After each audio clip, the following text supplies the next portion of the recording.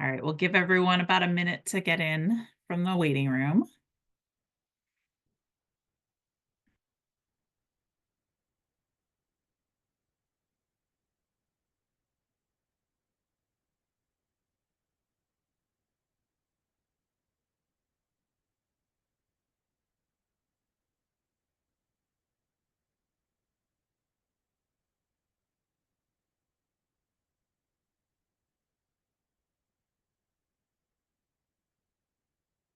All right, well, hello everyone, and welcome to today's CPH virtual review session series.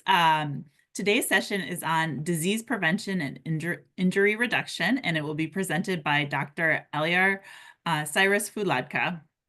So throughout today's session, I will be monitoring the chat, and feel free to interact with your fellow attendees. If you have any questions for our presenter, please submit them to the Q&A, and we will answer those at the end of the presentation. Also, a special treat today, Dr. Fuladka is in front of his students. So he is teaching this to his students in person as well. So that will be a special treat. A little bit about our presenter today. Dr. Fuladka has completed his training in Public Health Department of Yale University in the Advanced Professional MPH program, tracked in Applied Biostatistics and Epidemiology with a graduate certification in Food and Drug Regulatory Affairs, and has a certificate in Climate Change and Human Health. He is currently a tenured professor in Nashville and is a founding director of the Public Health Microbiology Foundation. So with that, I'd like to welcome today's presenter. Thank you, Ms. Ashley, for the kind introduction. First of all, before we start, I would like to thank you, Ms. Ashley. She is truly the hero in the background. She's doing a lot of wonderful things to make sure these programs are a success, and I would like to welcome our wonderful students. I wish you guys were here to see how wonderful they are. Most of them are senior graduating. You're hiring someone, please look no further. They are the best of the best. Okay, with that being said, let's get started. So I divided my presentation today into 4 sessions. The first session is a brief introduction about our program here in Nashville. I would say maybe 2 minutes, 3 minutes. And then we are going to talk about infectious diseases, food safety issues under the landscape of climate change. And then the main part of the presentation would be part 3. We're talking about environmental justice, impact of our climate, health, and food security. And these 3 parts would be around 1 hour. So our plan is to take a brief break for about 5 minutes. And then I know you guys like lots of questions. So we are going to spend at least 1 hour discussing questions. I would say I don't want to credit for all the questions. Vast majority of them are written by other colleagues. And I would say around 1/3 of them are written by myself. And I think they are going to be great questions to practice. And we write them, and Ms. Ashley and her team review them as well. So I would like to thank her for her contribution for these areas. Okay, very briefly about our program, as Ms. Ashley mentioned, I did most of my training in Colorado and Connecticut, and between my graduate degrees, I had the chance to work for the private industry, and I came in wonderful Tennessee State University about 10 years ago, started this program. All the information that we are discussing today is on the Public Health Microbiology Education website. We are also very grateful to our funding agencies that is supporting our programs. I teach a graduate course about policies and regulation, and also this wonderful course that we have guest students here, and I have the honor of serving other nations when it goes to infectious disease and global health programs. So these are the 19 programs that in the last 5 years, they had the chance to do all over the world. I'm grateful that they are giving us the opportunity to go to their wonderful, beautiful countries. And I serve as a process authority for the state of Tennessee. We were able to help some 200 companies in recent years. And last information about my program before we go to the slides is our research program. We do research in areas of bacterial biofilm. We are going to see one of the slides today.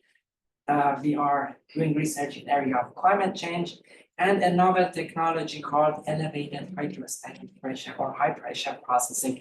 Just to put it in a nutshell, if we go to deepest part of the oceans, the pressure that we are experiencing there is about 110 megapascal. These units, these machines go 6 times more than that unearthly pressure, and they use this technology to make the product safe. No harsh chemicals, no heat, just using pressure to make the products. So some of the wonderful students that we have, they are working in this area. So with that brief introduction, now we are going to the second part of the presentation. As you all know, and as our wonderful students know, there is a major difference between bacterial disease and viral disease. Let's say I'm sick with the virus, I'm coughing on a surface. Those viruses, they don't have a life on their own. In most cases, after a few hours, they will be eliminated. But these bacteria that we are studying in our program, some of them, once they go on a surface, not only they survive, as we can see here, they can replicate. If the condition is favorable for them within short amount of time, one bacteria can become millions of microorganisms. And one of the unique, and this is the infective dose, some of the bacteria that we have as low as 10 single cells would cause infection. And one of the unique characteristic of bacteria is as they are replicating their genome, they occasionally make mistakes. So if we look at this 68 billion microorganism that were created in only 12 hours, there is a good chance that we see new microbial pathogens. So we don't need to do anything, just on their own, within our lifetime, we are expected to see new microbial challenges. In short, they call this vertical gene transfer mechanism. So as the mother cell is replicating, they occasionally make mistakes and the other cells gain new characteristics. That's why within our lifetime, we are expected to see new microbial challenges. In addition to that, microbes have some fascinating and complicated mechanism. All of them, in short, they call it horizontal gene transfer mechanisms. And the way I look at it, if let's say some of you guys have remarkable skills, if you are great athletes, great musician, if you can speak multiple languages, obviously I cannot come and get those characteristics from you guys. It's going to take us years to gain those characteristics.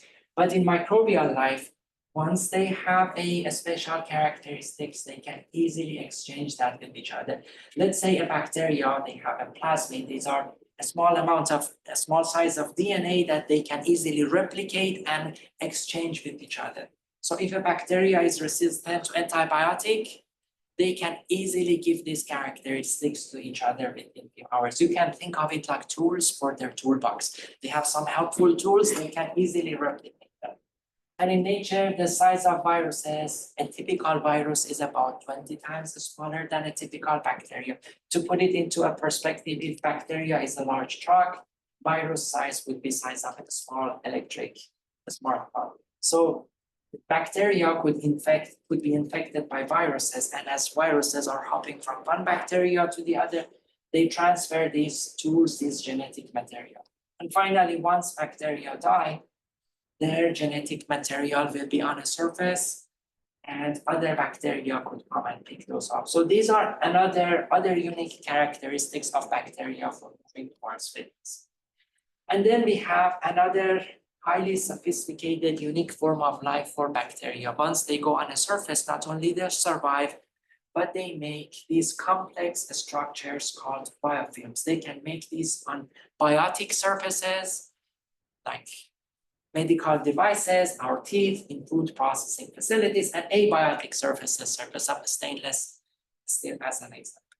And as we all know, the perfect example is dental plaques. No matter how clean and careful we are, every 6 months we have to go to a dentist and they physically remove the biofilm from the surfaces. So to show you guys the importance of biofilms, I'm sharing a research of one of our wonderful students. Is Alison now, she's Dr. Alison, and she's a faculty member here in Nashville as well. She's looking at a nasty bacteria. We are going to see this bacteria again, Chronobacter sakazaki. She put that on a surface at planktonic stage. We can see that here. She used the common antimicrobial and we were able to kill. This is on a log scale. 3 log reduction means 99.9% reduction. So she showed that these nasty microorganisms can easily be eliminated on a surface. But after 7 days, you guys see as the biofilm is forming, and after 14 days, now it would be much more difficult. So the same treatment that was efficacious against planktonic cells, now it's losing its efficacy against biofilm. And finally, some of these bacteria that we studied, of course, not all of them, but many of them have the chrome sensing capability, cell-to-cell communication. And for some pathogens, it becomes extremely important. Shiga toxin producing E. coli as an example, as we all know, it's a bacteria that is linked to meat products, contaminated meat products. So if I'm infected with Shiga toxin producing E. coli, if the healthcare facilities give me antibiotics, these bacteria sense the Shiga toxin, sense the antibiotic in the blood by chrome sensing collectively in response. They make more and more Shiga toxin. So in rare cases like this pathogen, antibiotic that is life-saving for bacterial diseases could become lethal because some microorganisms have the capability of doing chrome sensing. So because of all these complexities, because of vertical and horizontal gene transfer mechanism, biofilm formation and chrome sensing, unfortunately, food safety and infectious diseases is a moving target. And within our lifetime, we are expected to see new challenges and new opportunities for these wonderful students who are starting their career. And unfortunately, we know only about 1% of microbial community. As you guys know, the age of the Earth is 4.5 billion years. These bacteria have been around for 3.5 billion years. And we are relatively new species. Depending on literature, we are as old as 100,000 to 300,000 years. So obviously, we are very vulnerable, very sensitive to these infectious diseases. And I'm confident to say that in our lifetime, we are going to see new challenges because of these remarkable characteristics. Then it goes to safety of our food supplies. The newest statistic, it's not that new, it's about 14-year-old from CDC, but still it is the newest statistics available. It says only 3,000 people lose their lives because of foodborne diseases. Obviously, even one life is a tragedy, but compared to other chronic diseases, other infectious diseases, that number looks very modest. And the reason is that it's obviously a major underestimation here. As you know, in a typical year, 1.7 million people in this country are diagnosed with sepsis and 300,000 people die because of sepsis. So many of these sepsis cases, they start as foodborne diseases, but because unfortunately they end with sepsis, the statistics shows that they are linked to sepsis. So this 3,000 is certainly an underestimation. The cost of these foodborne diseases to our economy is $77 billion. To put that into perspective, in Bahamas region, there are perhaps the most successful country. There is the beautiful country of Jamaica that I had a chance to go there several times. Their economy is growing year after year. And the size of their economy is about $15 million. That shows the importance of foodborne diseases in this country when it goes to commerce and economy. And around 30% of the population are susceptible. Everyone could catch this disease, but the elderly, the very young, pregnant women, and immunocompromised individuals, these are people who have some type of health complications in the past, are more susceptible to these infectious diseases. As you guys know, in the first glance, if we look at the classic epidemiological data, foodborne viruses appear to be very important. We can see illness, hospitalization, and death in this slide. So in the first glance, viruses are very important, foodborne viruses. But in most cases, and we are talking about foodborne viral diseases, these diseases, they have very low mortality rates, and most of them are self-limiting in nature. In contrast, once we catch bacterial disease, we might experience these lifelong health complications, diseases like Guillain-Barré that immune system of a patient is attacking the nervous system, joint issues, or kidney complications. In case of E. coli, we discussed earlier, makes gigatoxin and it causes hemolytic uremic syndrome for kids under the age of 5. So considering all these complexities, if we look at classic data, the years lost because of the infections, we are just seeing viruses are very important. But if we look at the years lost due to disability, and we calculate important indices like disability adjusted life year, now we can see the lion's share belongs to the bacteria, actually followed by parasitic agents, and viral diseases carry less than 10% of public health burden of infectious diseases. So these days we are hearing a lot about viral diseases because of the COVID pandemic, but we shouldn't forget the important challenges associated with bacterial disease. So these diseases, we can catch them from very large companies, from small companies. We're going to discuss them soon, but vast majority of cases are coming from fresh produce. Do you guys know, wonderful students in the class, do you guys know why these infectious diseases are mostly number of illness are linked to fresh produce? Because of the process? Yes, I mean, the way they are processed, obviously, let's say we are purchasing strawberries, tomatoes, we are bringing them home. Typically, we just lightly rinse them and consume them. So if there is a contamination at the farm level, we will be exposed to them. And in contrast, meat products, they have high nitrogen content, they are more nutritious. So once bacteria make it there, they can replicate, and we may get a lethal dose from those products. So meat and poultry products are the leading cause of foodborne death. So this slide comes from CDC. We had a wonderful intern who worked on this data analysis. It shows the number of outbreaks. I just chose these 3 states. And that intern worked with more states, but we have presented only a portion of her work.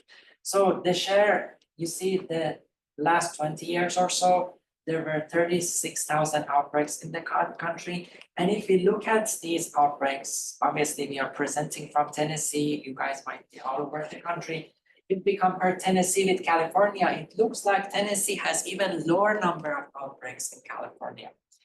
But actually, we have to adjust for the population. California is a big state, 40 million individuals. In Tennessee, we only have 7 million individuals. So if we adjust for population, we see we have, and in Maryland area, we have 5 times more outbreaks than California, because in California, they have a lot of more regulation, a lot of more policies. So we know that those regulation and policies are important. They are serving lives, they are working really well.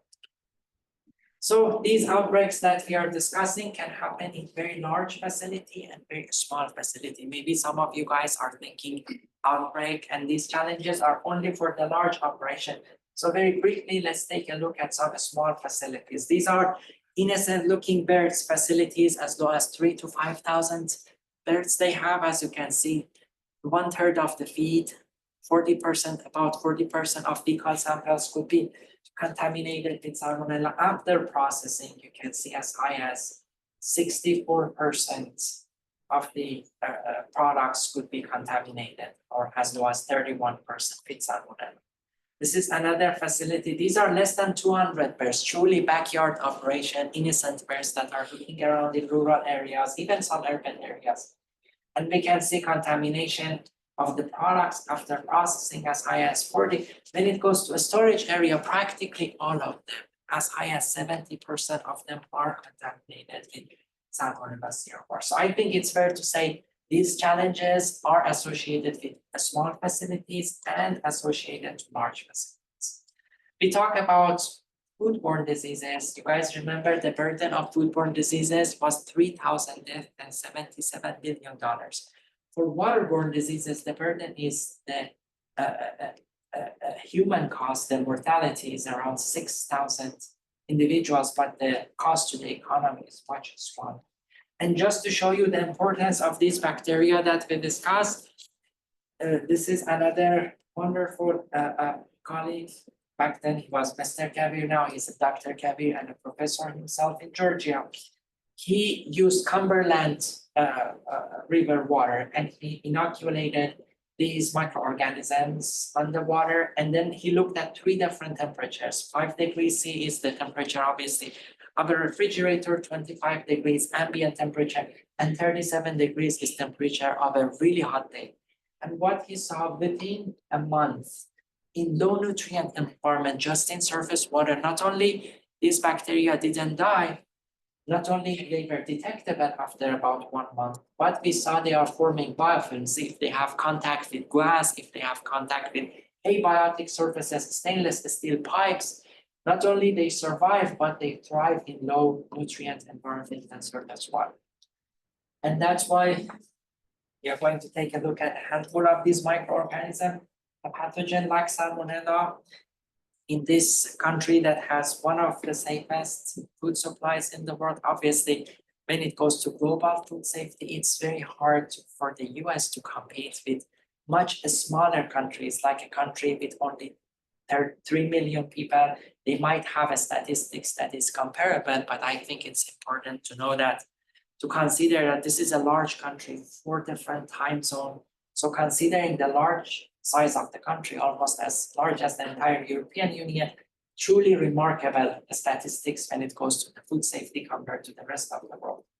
So in the United States, in a typical year, I know it's hard to believe, but more than 1 million people are expected to catch non-typhoidal Salmonella serovirus. And this is only non-typhoidal. There's typhoidal Salmonella that is primarily related to global travel or sanitation. But these non-typhoidal serovirus are more than 93% of them, according to CDC surveillance data, are linked to contaminated food. And the primary reason that we keep the food in our refrigerator, even a slight violation in temperature, can support the growth of these microorganisms. This is a study from our program shared with colleagues in Connecticut and some engineering program here in Nashville.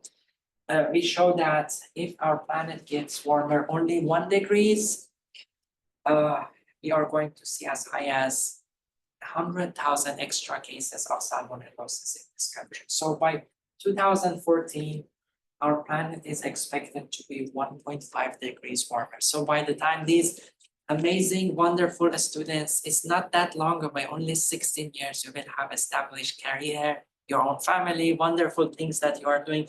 So the challenges that we are discussing now, it's going to be even more important in your career, in near future. We won't be here to see the end of the century. It's going to be 4.8 degrees warmer if we don't drastically change the greenhouse gas production. Obviously, we won't be there to see that, but our kids and grandkids are going to live in a world that infectious diseases becoming extremely more important. They are going, just like ancient time, they might rule the world again with more challenges and more severe outbreaks. Another bacteria that I think is very important is Campylobacter, various species of Campylobacter. In a typical year, more than 800,000 people in this country could catch this disease. And this is one of the pathogens that can cause the Guillain-Barré disease, the nerve damage that we discussed earlier. Once they process the poultry in poultry industry to reduce the temperature, they dump them in a dump tank. If one of them is contaminated, all of them become contaminated.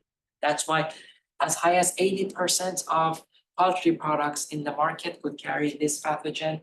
That's primary the reason that sometimes, occasionally, I don't recommend it, but people eat rare or medium rare steak, but no one eats rare poultry because we are concerned about this pathogen. The good news is that this temperature needs a very high temperature to grow. So by controlling the temperature at 30 degrees or 80 Celsius or 86 degrees Fahrenheit, we can control the growth of the pathogen. That's the reason that in the poultry industry, they cool the product immediately. The other good news is that this bacteria has a very high infective load. So we will need to ingest considerable amount of Campylobacter before developing this. That's why close to 1 million people catch it, and only 76 is a very high number, but compared to 800,000 cases, only 76 people pass away in a typical year. This is another important bacteria, Shiga toxin producing E. coli. We talked about it earlier. More than 100,000, 150,000 people catch this bacteria in a typical year. As you know, the surface of meat product might be contaminated with this bacteria. And once they do, when it's non-intact meat product, when it is blatant rice or it's ground meat for burgers, the pathogen could go inside of the product. And if the thermal processing is not sufficient, individuals are consuming the product could develop infection, and kids under the age of 5 are very sensitive to this pathogen. They develop a condition called hemolytic uremic syndrome that is a potentially a rare and potentially life-threatening condition for kids under the age of 5. Another bacteria that I think it's very important in our food chain and from public health perspective is Yersinia enterocolitica. As you know, it is one of the few microorganisms that even foodborne microorganism that even in our fridge, it could multiply. It's linked to dairy industry. So let's say we purchase cheese products that are made with under pasteurized dairy product, or if you purchase raw milk from the store, if it is legal in the state that you are staying, this bacteria in the fridge could multiply. It's worth mentioning that Yersinia is the genus, so the same genus but another species, Yersinia pestis, in 14th century. It's hard to believe one pathogen depopulated as high as 50% of the population in Europe. Who knows what happened in the rest of the world, obviously. And it was some 350 years after that major outbreak that they discovered the bacteria. So they had obviously no idea what was causing that major depopulation in their countries. And it was some 350 years later that we learned how these microorganisms are spreading. So we are truly blessed to live in the modern time when we have remarkable antibiotics and remarkable treatments available for this. And then we have a handful of maybe a couple more pathogens. Listeria monocytogenes, a pathogen that is very close to my heart. I mean, doing research, it's a nasty microorganism, but doing research, I think it's very important pathogen. For COVID, you guys remember, it was 1 to 5% mortality rate. For this bacteria, it's as high as 30%. Unfortunately, this is a pathogen of concern during pregnancy. Pregnant women are 10 times more likely to develop listeriosis. And obviously, once they develop listeriosis, it's a mild flu-like disease, but it can change the outcome of the pregnancy. So I think it's a very important pathogen for future parents, individuals who are planning their families, I think. And that's why when individuals would like to start a family, they usually talk about avoiding ready-to-eat products, sushi products, because those ready-to-eat products could be contaminated with this pathogen. And not a long time ago, a few weeks ago, we had a major outbreak of this microorganism in Delhi meat industry. Unfortunately, this pathogen could grow in our refrigerators as well. Let's say we are purchasing processed meat products and the slicer is contaminated because it's a bacteria that is ubiquitous in nature. We can find it in the environment. So if the slicer is contaminated, the meat will be contaminated. And then as we are storing it in our refrigerator, it can replicate. And once we are consuming it, it can cause infections. And finally, obviously, I have permission from the parents to use these photos. She happens to be my newborn daughter. And I would like to dedicate this presentation not to her, but to individuals from her generation, especially the information that we are going to discuss about climate change. Okay, this bacteria, you guys remember not a long time ago, about 2 years ago, there was an infant formula shortage. Even in the United States, with one of the safest, more advanced food industries, beside ourselves, parents were struggling to find infant formula for their infants because of this microorganism. It's named after a Greek titan. If you study the Kronos, he was a king who was afraid of his infants. He was killing them because he was afraid to be replaced by them. So that's why they call it Chrono. And then The species name is Sakazaki in honor of a great microbiologist who dedicated many years of his adult life studies. This pathogen is associated to infant formula. Obviously, before the outbreak that we discussed, there were two other outbreaks, both of them in the state of Tennessee. So I consider it as a local challenge, and many of our students are working with this pathogen. One of our students, in my opinion, the best available literature review on Corynebacter. I put it here if you would like, you could access the information in that publication. And finally, many of the information that we discussed, if you would like to see more information in those areas, it comes from this textbook from Food and Drug Administration. The name is very childish, but the content is very scholarly. This is the Bad Bug book of Food and Drug Administration. It's a few hundred pages publicly available on their website, and it's a great resource for studying, as many of you know, these infectious diseases.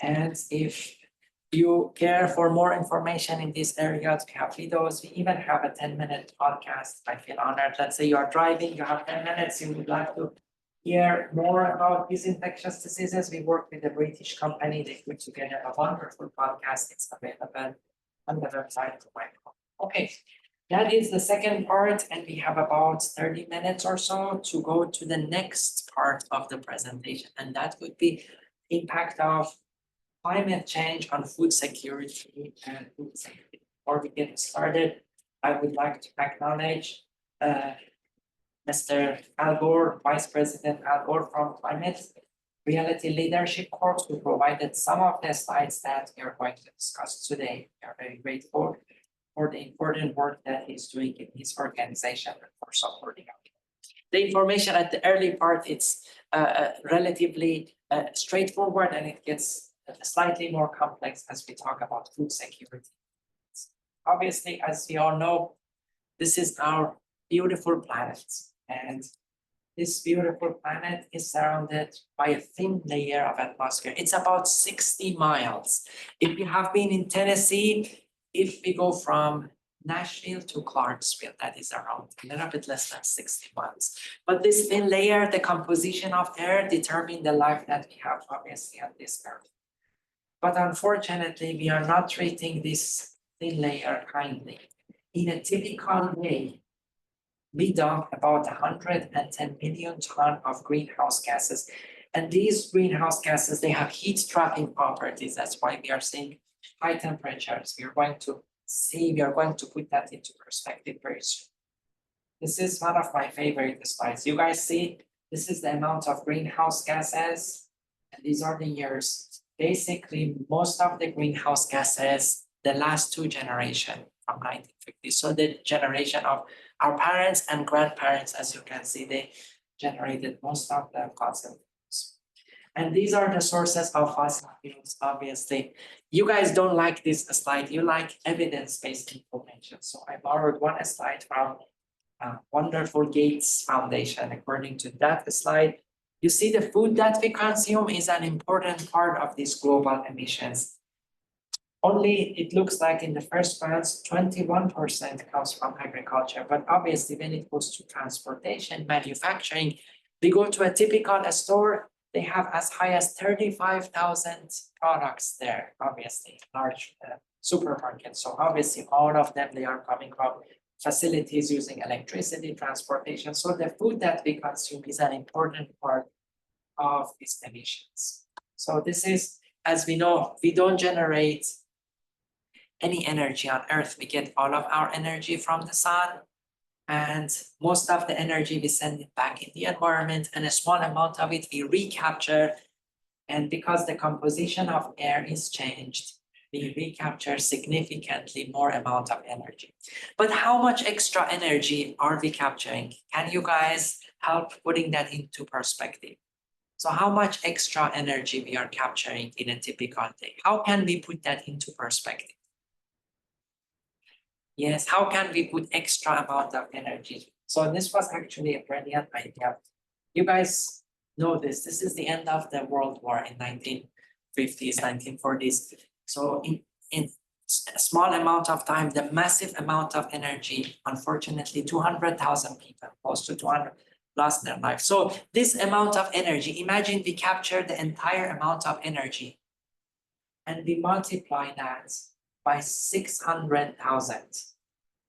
That would be the amount of extra energy that we are capturing every day, day after day. Imagine that massive amount of energy. So because of that massive amount of energy that we are capturing, obviously life is changing as we know. Like all over the world, 224 locations, they are seeing all-time temperature. So this is not only challenge for one region. And these wonderful students who are sitting in front of us, many of us, maybe all of them are born in the 21st century. So within their lifetime, year after year has become the hottest year ever recorded. So 19 out of the past 20 years. And then when it goes to the past 7 years, they were the hottest years recorded. So these are very important numbers. So I'm requesting all of us remember these numbers because we are going to come back to them very soon. So southern part of the US is expected to be 8 degrees warmer. So the further south we go, the challenges will be greater. So southern part of the US is expected to be 8 degrees warmer. And then when we go to South America, it's going to be 6.7 degrees. Central America, 4 degrees Celsius by the end of the century. So these are very important numbers.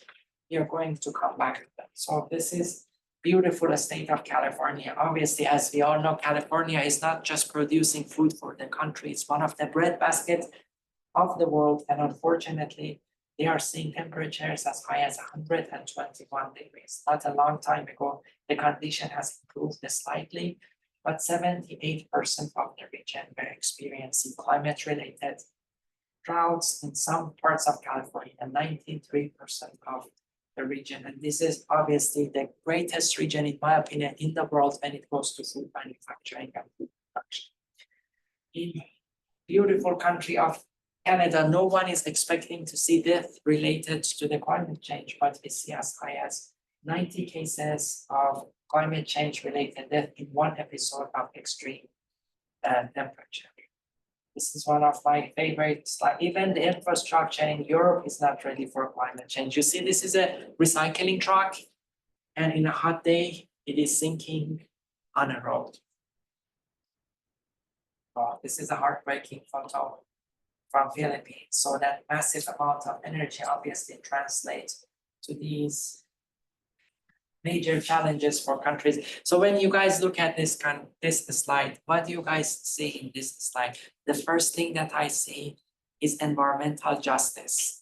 In this country, obviously, we have about 5% of the world population, and we are consuming 20% of the world energy. Obviously, a small country like Philippines, they don't make that much of greenhouse gases, but they are seeing the consequences there. Last time I made a presentation, one of the attendees mentioned everything is destroyed, but the bicycle is still in good condition. That was very keen on. But obviously, the first thing that comes to my mind is environmental justice. The other challenge is beautiful part of this country, like Puerto Rico, is to great extent affected by public health challenges. One extreme weather event as high as 3,000 people unfortunately lost their lives. And that part of our country is considered as #1 risk for climate challenges in the future. This is a very heartwarming photo. Extreme weather event in California, in Texas. Obviously, some of you guys are maybe thinking we already had these extreme weather events in the past. So how can we link these extreme weather events to the climate change? The answer is obviously these extreme events like the one that we saw in California or the one that we recently saw in New York, they were happening once every 500 years back in 1880s, in 19th century. Within our lifetime, we are seeing them every 25 years. And in the next 20 years, we are expected to see every 5 years. It's all about the massive amount. Look at the numbers, 500 years, once in 500 years versus 5 years. And that massive amount of energy that we discussed earlier is translating to other extreme conditions like the drought and mudslides and storms, as you guys take from 1980s to 2020, all of them are on droughts. This is from beautiful California. This is not this episode, the previous unfortunate episode that they have 50,000 acres very affected. That was actually New Mexico. And this slide is from Colorado there. It's very close to my heart because I spent most of my adult life in this state. And some of the hiking trails that they have, unfortunately, is not available. The season for wildfire has extended to 105 days longer compared to 1970s. This is perhaps one of my favorite photos today. This is very symbolic. First of all, it's from Colorado. It shows the previous generation. They are enjoying their time. And in the background, it's burning. So it's responsibility of our generation, especially these wonderful students, to come up with challenges for all these challenges. I think it's to come up with solution for all these challenges, obviously. I think it's fair to say climate change is going to be the greatest challenge of our time, but I'm very optimistic because I see wonderful students of our programs and all over the country, all over the world. We are going to talk about it at the end of this section of the presentation, how enthusiastic we are. This gentleman is from country of Syria. He is saying he had 400 acres of land and now it's all desert. He is not alone in that country. In that small country, they lost 60% of their arable land. And because of that, 1.5 million people were displaced within the country. And that was the primary reason that they had a civil war there for more than 10 years in that country. So obviously this extreme weather event is not just hot days, they can cause political challenges all over the world as well. So if we go to the beautiful, iconic building of United Nations in New York, as we are entering that beautiful building, on the gate, there's a poem written there. I'm not going to read the entire poem. It's the person who wrote it more than 800 years ago. Even President Obama used that several times in his speeches.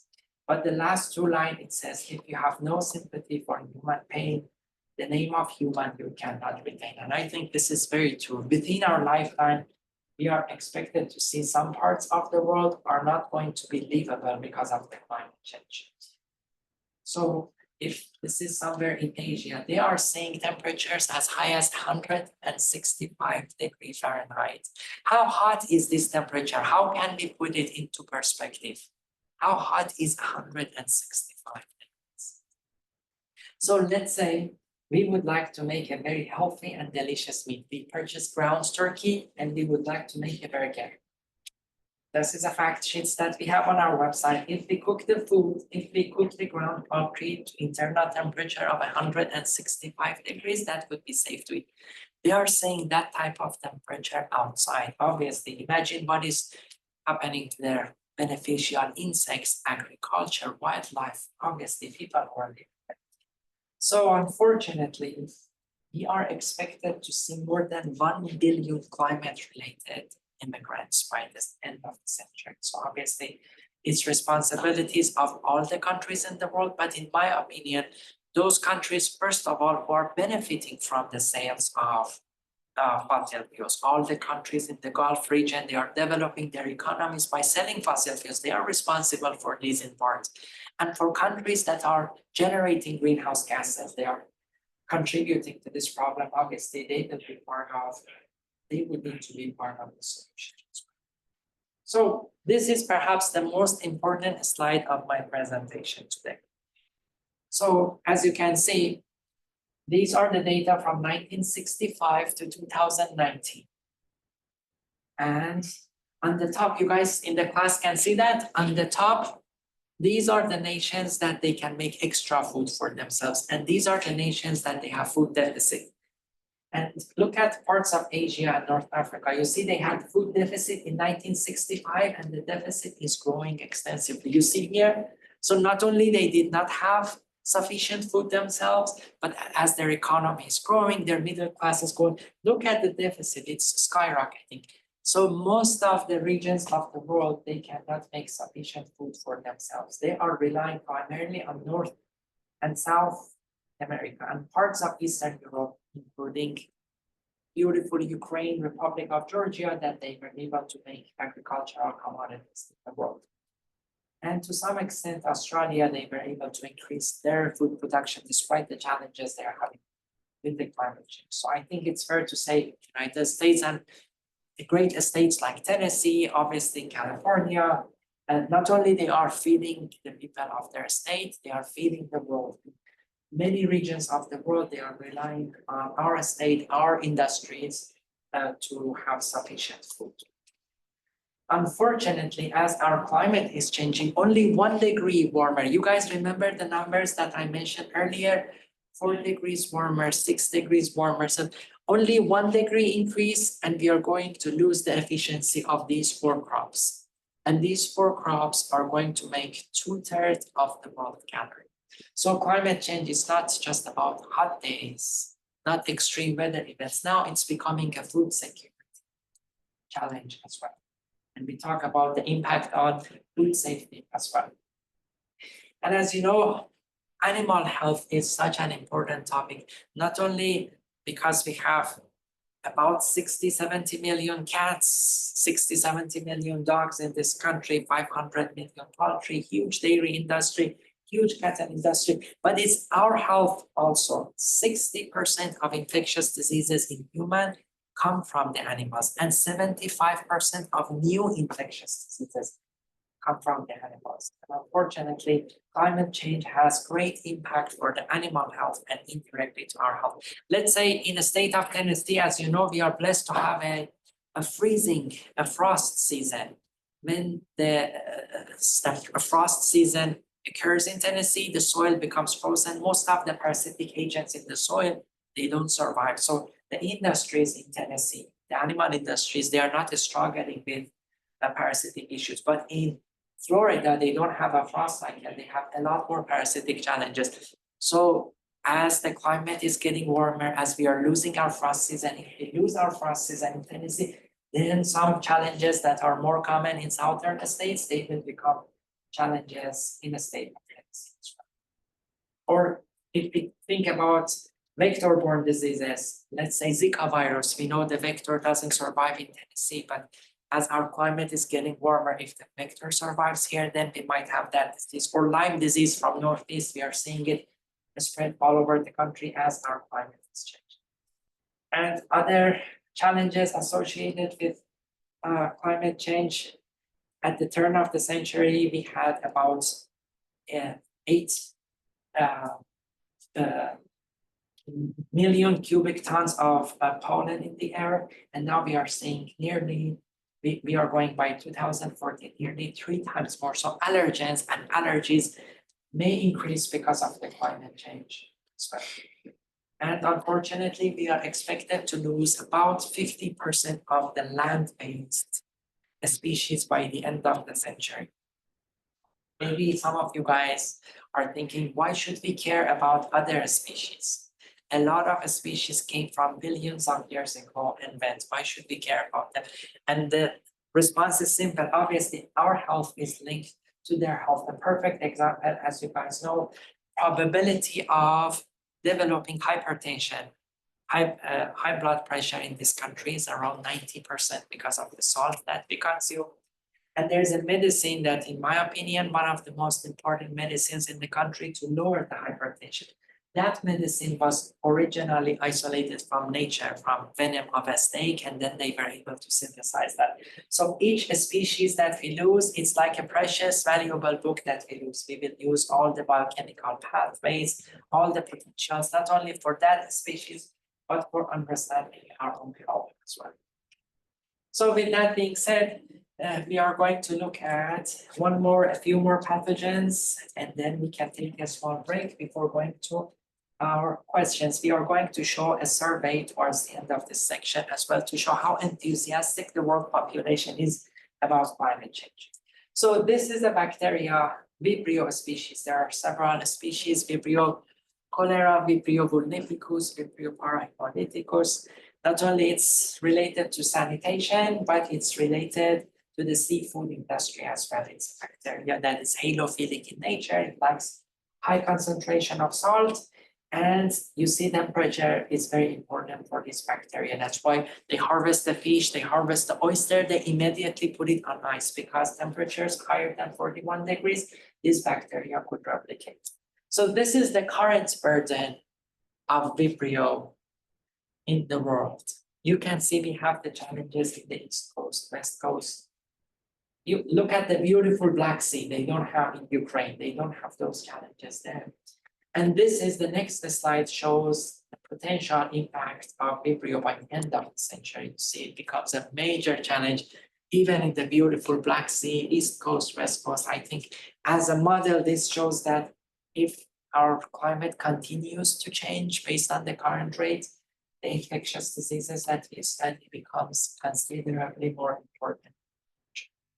There are a lot more challenges associated with climate change and our health and food and agricultural sciences. Unfortunately, we don't have time to discuss that with all the wonderful colleagues on the Zoom link. I see close to 170 amazing colleagues on this Zoom call.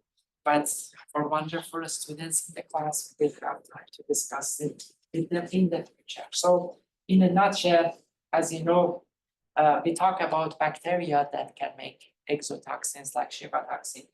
Molds and yeasts, especially molds, can make exotoxins as well. They call them mycotoxins. As we can see in this graph, once they establish their colony, first they make primary metabolites, cell wall structures. Once they establish their colonies, they make mycotoxins. The most common one is aflatoxin that we can get it from peanut, we get corn product. And if the feed that they give to the animal is contaminated, then we can get it indirectly from the dairy, from meat.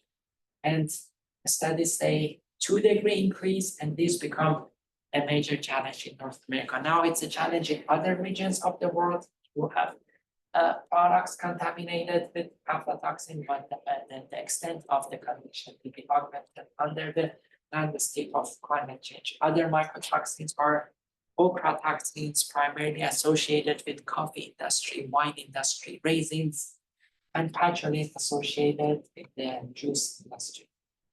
And climate change obviously has other implications as they are changing the migration of birds. Obviously, they can carry new infectious diseases to new regions, new vectors, as we discussed, like Zika virus. The vector can survive now in certain part of the country, but as our climate is changing, they become re-emerging infectious diseases in other regions. And this is an episode of harmful algal bloom, as you can see, from Mexico all the way to Canada. In this episode, the entire coast was impacted. Not a long time ago, I was going to a beautiful Mediterranean country for a workshop. As the plane was landing, I saw the Mediterranean Sea. I don't want to say the entire region, but significant amount of region, even with naked eye from an airplane, you could see they are experiencing these challenges. Okay, to finish, so far, I only talk about challenges. Negative impact of climate change. To finish that on a positive note, we are sharing with you a 8-week social media campaign that we had. We work with a wonderful British group to put this together for us. And we wanted to see what is the response of the world, especially the new generation, to this information, to these challenges. So on this website, and has changed the name recently, we were able in 8 weeks to reach some 42,000 people, some mostly men showing interest in climate change at 40%. The remarkable part was that when it goes to most social media, only 10% of people are using their desktop. Most people are using their phones. So if you are designing something for social media, I think it's important to keep that in mind that most people, about 90% of women, they are using their phones. On Facebook, we saw the same thing, only older men, 65% were men and 35% were women, and most of them were in the older generation. We reached 35,000. But the part that gave me a lot of hope was the website that we created. First of all, we saw men and women are equally interested in these topics. Within 8 weeks, we were able to reach more than 130,000 individuals. And we saw responses from all over the world. You can see 29% from North America, from South America, from Africa, from Europe, from Asia, and from Australia. And what gave me a lot of hope was, as you can see, most of the respondents were 20-something-year-old, even younger generation in early 30s. They were very passionate about this topic. So I think it's fair to say our parents and grandparents, they did wonderful things, but they did not keep our environment in mind. And it is the responsibility of your generation, these brilliant students in front of me, to come up with solution for these challenges. So you guys saw this slide before. This is our beautiful planet and it needs your help. And I'm sure you guys will do wonderful jobs during your career. Okay, with that being said, that is, let's see how we are doing. Yes, 1:56, about 1 hour. And a bit permission from Miss Ashley. We are going to take a 4 minute break and then we come back for. Okay, sounds good. Everyone we'll take a break and we'll be back at the top of the hour. Sounds good. I'll see you guys at 2 o'clock. Yes.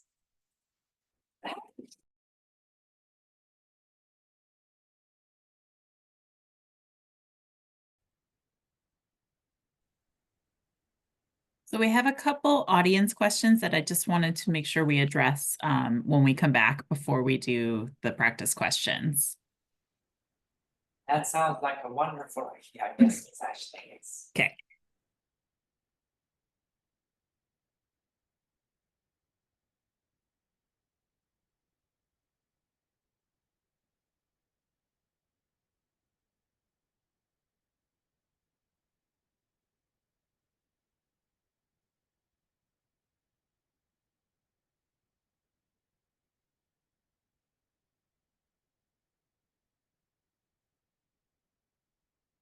Yes, we have wonderful questions. Would you like me to answer them or you would like to read them and then answer? I'll read them and then you can answer them. So the first question is around the pollen count going up due to climate change. The participant was asking, they thought one of the major effects of climate change would be the world would have more deserts and have less vegetation. So the question is pollen count increase to specific regions, and what regions would those be? This is wonderful question. Obviously, I know plant scientists are dedicating their entire research group in this topic. The impact of climate change, as we all know, would be very regional in nature. So certainly some regions might see even decrease, but we are talking at a global scale. We are expected to see larger allergies and allergens associated with the climate change, obviously in tropical regions like in the Bahamas, and these problems might be augmented to greater extent. And as we discussed, the further south we go, the challenges will be augmented. As you may know, about 100 counties that are affected by climate change, 97 of them are in the southern region of the United States. So I agree with the comment. That was a very thoughtful question. These challenges will be very regional in nature, and some regions they may have higher rates than the others. Thank you, ma'am, for the great question. All right, we have one more question. So this question is, I'm interested in further specifications in food safety. Could you kindly advise on steps or processes to achieve that? Yes, obviously, that's another thoughtful question. These are truly the passion of my adult life, and the entire work of my research group is revolving around infectious diseases, microbial food safety. So I think in a nutshell, as we discussed that in one of the studies that we have recently complicated, these are very climate sensitive infections. And as our climate is getting warmer, we are expected to see these in our food chain and also associated with the water safety. They are surviving in surface water as well. And obviously, another challenge would be higher rate of infectious diseases. We are already losing the efficacy of antibiotics. So we are going to see higher rates of antibiotic resistant and antibiotic residue in our products. And as we discussed, mycotoxins become a challenge as well. So it's not just live bacteria, but the toxins that they produce, they will be augmented and then have the scale. That was a very thoughtful and I think timely question, yes. Yeah. And unfortunately, most of the literature, if you study the literature carefully, they are only looking at Vibrio as a model. So I think for researchers, for practitioners all over the world, all over the country, it's important to consider the impact of climate change, specifically on pathogen. We know Listeria is such an important disease, but we exactly don't know what is the impact of climate change. 1 degree warmer, are we going to see 3 times more listeriosis, 2 times more listeriosis? So there is tremendous amount of opportunity to do research, outreach, and educational events in this area. Thank you. Okay, so that looks like that's the end of the audience questions from the lecture portion. So we're ready for some practice questions. Yes, obviously, yeah. Let's get started. So now you guys see it's a very general topic, and we were able to discuss significant amount of information about environment, infectious diseases, genetics, and hopefully we'll be able to take care of some of these questions. So for the next hour or so, we are going to have these questions. So the first question is, what is the main foodborne pathogen of concern for processed, ready-to-eat food commodities that could cause health complications such as fever, muscle ache, stiff neck, confusion, loss of balance, convulsion, as well as miscarriage, stillbirth, premature delivery, pregnant women. All right, we'll give everyone about 15 more seconds. We do have a lot of practice questions, so we'll probably move through these fairly quickly. Okay, sounds good.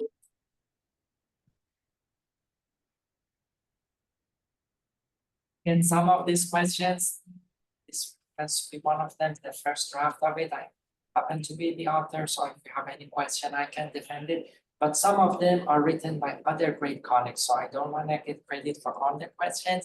And I would say most of the credit goes to wonderful group, including Ms. Ashley in National Board of Public Health Examiner, who refined these questions and validated them. Yes, it looks like 60% were right. Listeria monocytogenes is the pathogen of concern in ready-to-eat product, and the keywords were during pregnancy. This is obviously a pathogen of concern for that specific time of life. So that was impressive, 60% of the answers were correct. And the next question is, among the pathogens listed below, what is the leading causative agent for foodborne hospitalization and death episodes in the United States, according to CDC's active surveillance epidemiological data?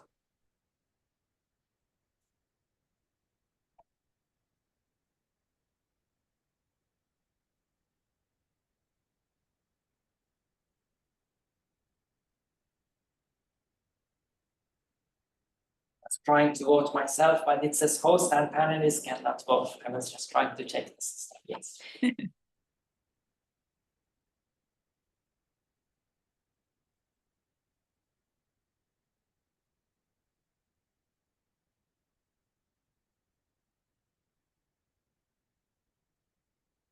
All right. How'd we do? Yes, non-typhoidal salmonella seromarks, so around 40%. Obviously, they're right, that's impressive. Okay, next question. Among the listed microbial agents, which pathogen has been associated with several domestic and international outbreak of infant formula and cause health complications in preterm infant and newborn?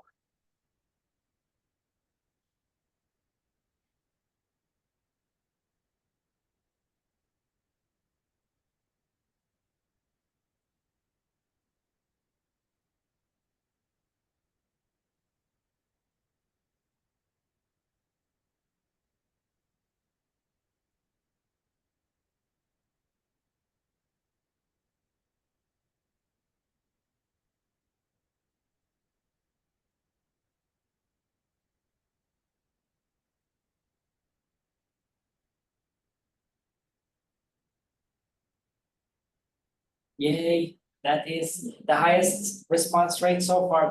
The highest correct response is 55%. You are 100% right, Correlactare sarcasm. Yep, so the answer is C, everyone. Yes, yes. Yes. Thank you for mentioning that. Yes, excellent. Yes. Okay, next one.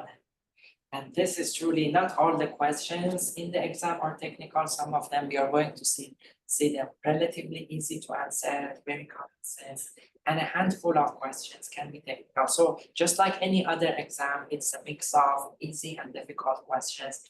And some of the questions are like a scenario. We study a long scenario and we answer a few questions after that. We're going to see them.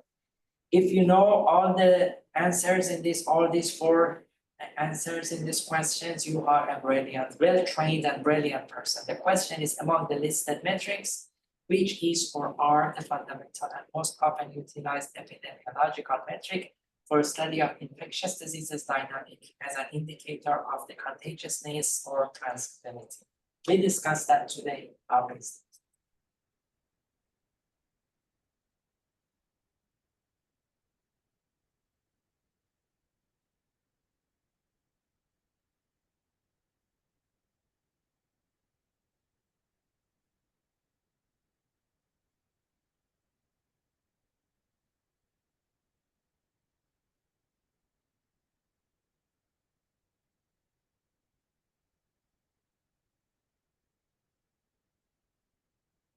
Okay. Yes, 27%. Yes, that is disability adjusted life year. Let me see. Oh, I'm sorry. Yes, my mind was in disability adjusted life year. Yes, so we are talking about basic reproduction ratio. As you know, let's say a new infection comes in the country and you would like to vaccinate the nation.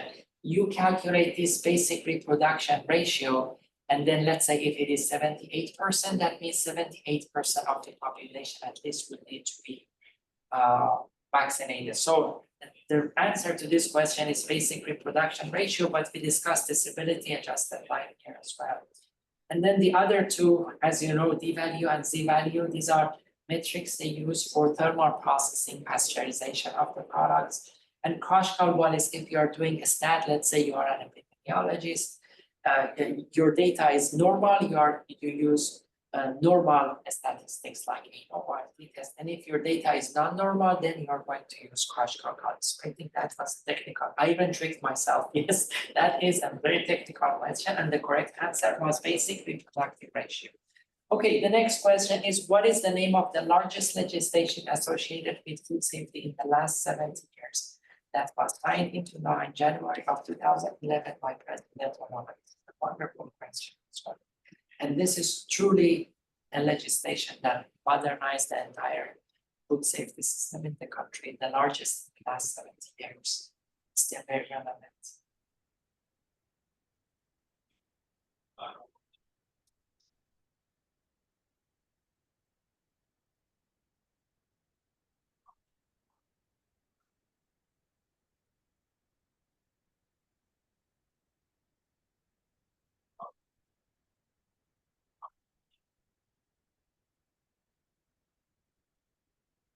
And obviously, it's not just for the food in this country. As you know, it imports more or less about 15% of the food from other nations. And this legislation is mandating requirements for those countries who are doing business with the US as well to ensure their food is safe. And the correct answer is yes. That's perfect, 62%. Yes, the correct answer is Food Safety Modernization Act or physical insurance. Next question, according to morbidity and mortality weekly report of CDC, which answer contained the top 10 public health achievements of first decade of the 21st century? What a great question. As you know, highly respected publication in NBPHE. They have one about previous century and one about the first decade of the 21st century.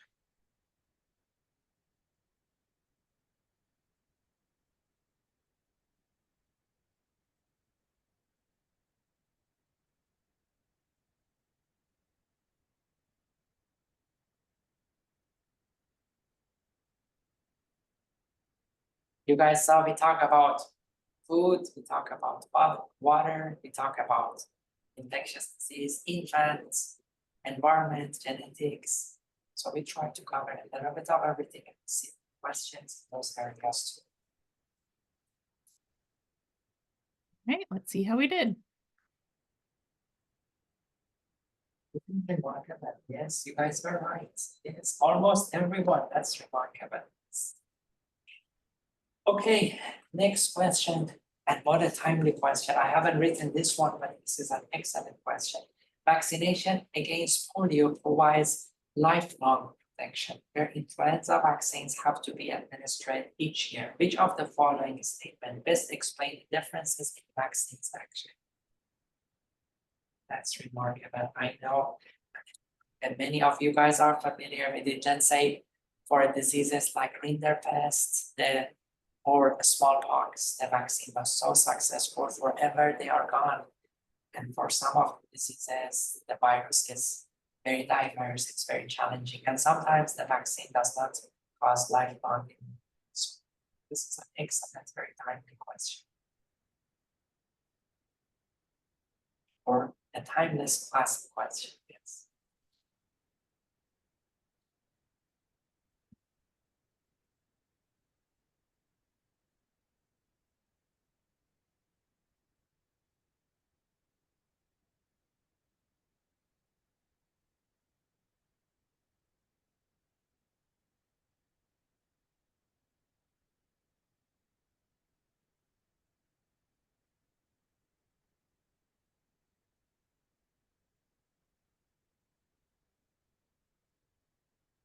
Perfect, yes.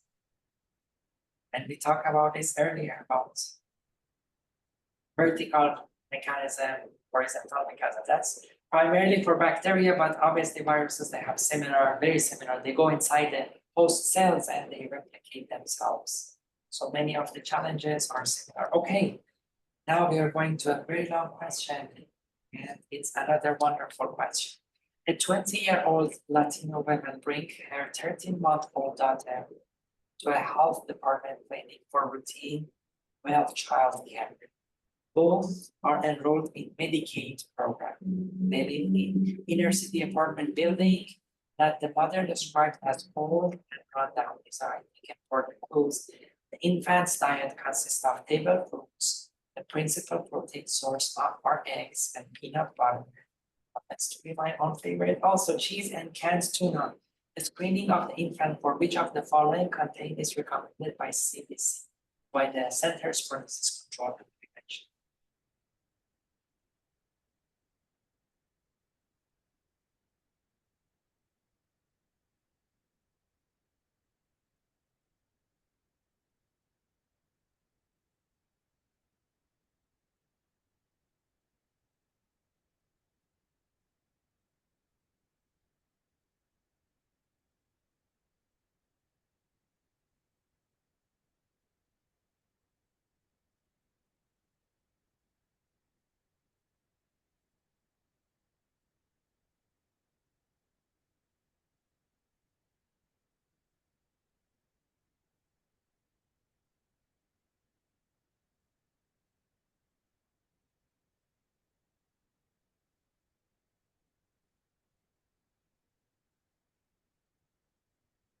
And the correct answer as well, 75% of yes.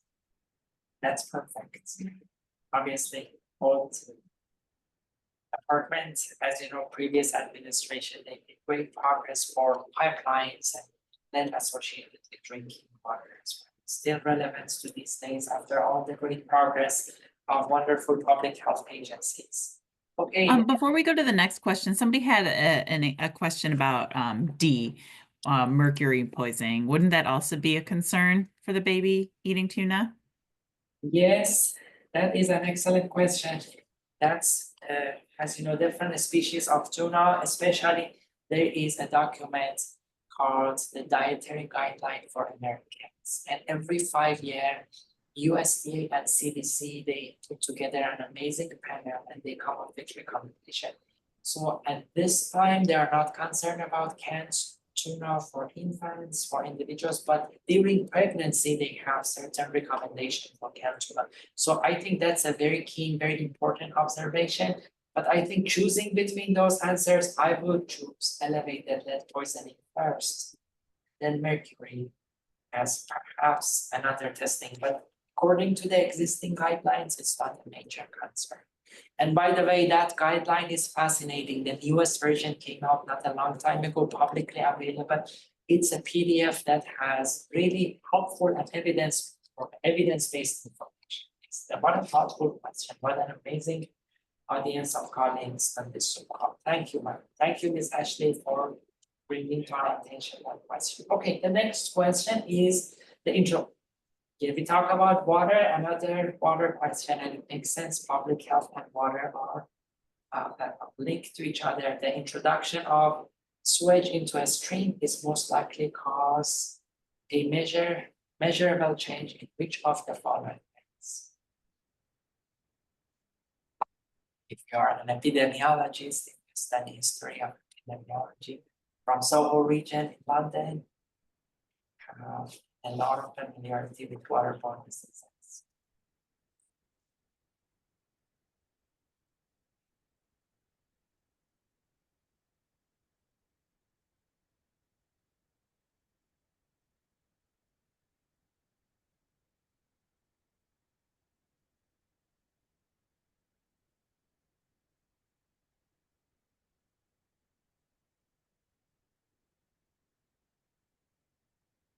See the comment that we had from you all in the past. You guys wanted a lot of questions. So we dedicated 15% of the presentation for questions and answers. Yep, everyone loves questions. All right, here's the results for this one. Very cool. It was perfect. I think about 60% of us combined this.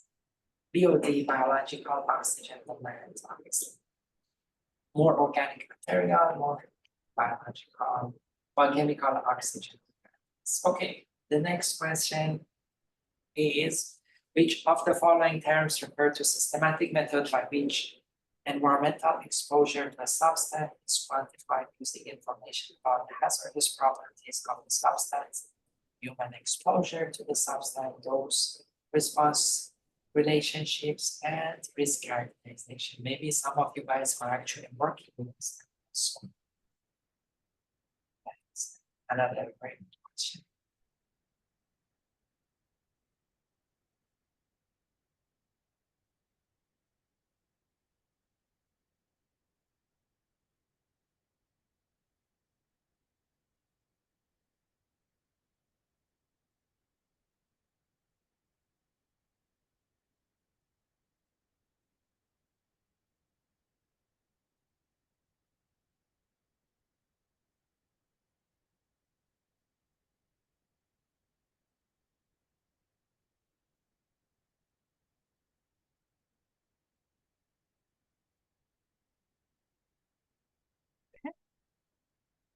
Yay, yes.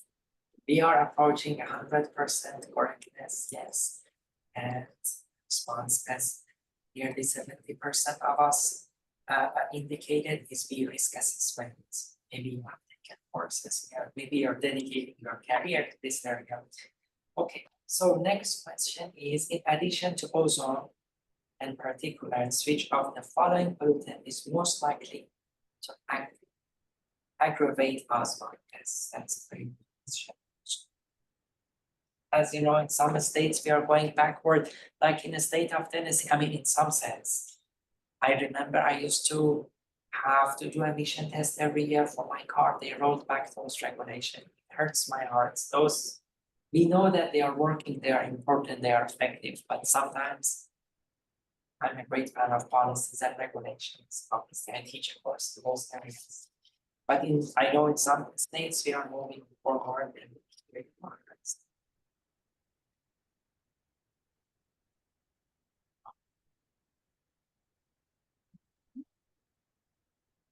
And yes, correct answer. Actually, carbon monoxide. When it goes to, we are going to see a question. Maybe I shouldn't let the cat out of the bag too early. We are going to have a question about carbon monoxide goes. But indoor facilities that and they are using less than perfect sources of heat, that could be source of hazards. Okay, the next question is under the Asbestos Hazards Emergency Response Act. Schools must be inspected for asbestos hazard. Which of the following is the public health basis for this regulation?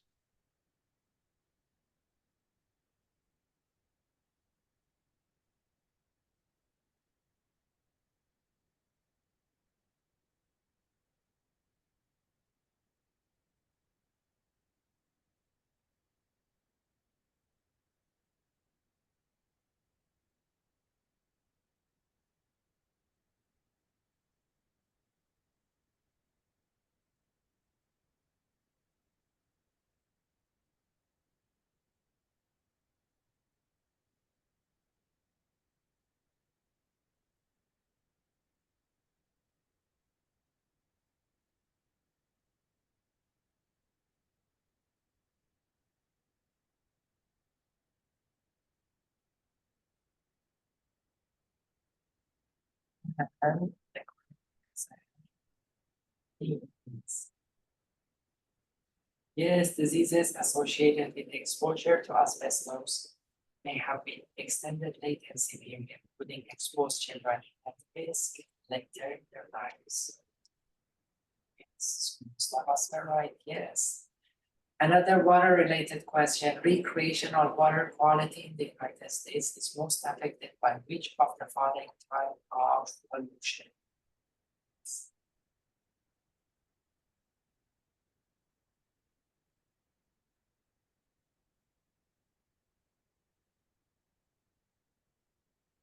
This is going to share a clue, obviously, related to the climate change topics.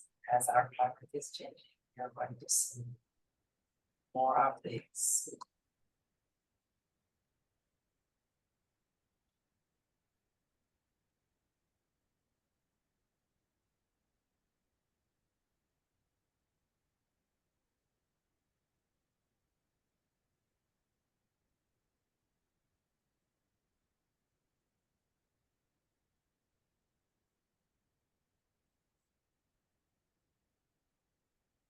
Okay. Yes. I think the clue helped, yes, extreme weather events, urban runoff after rains. Okay, next question. Okay, this is going to be a long question. The outbreak of hantavirus pulmonary syndrome in 1993 in the Four Corners area of the Southwest resulted from an explosion in the population of the airlines. Makes sense, we talk about animal health. So it is believed that the population increase resulted from an unusual wet spring that produced a more abundant than usual crops of piña nuts, the major food source of the animals in that area. So it's both a little bit of climate change and a little bit of animal health linked to human health. And understanding of which of the following concept is likely to be most pertinent to public health practitioners in preventing future outbreaks of this disease. As you guys know, CDC recommends studying these infectious diseases under the concept of One Health. We cannot study human health, animal health, and environmental health separately. We would need to consider all those components together. What a great question. I have not written this, but I think this is a very timely question as well. Important.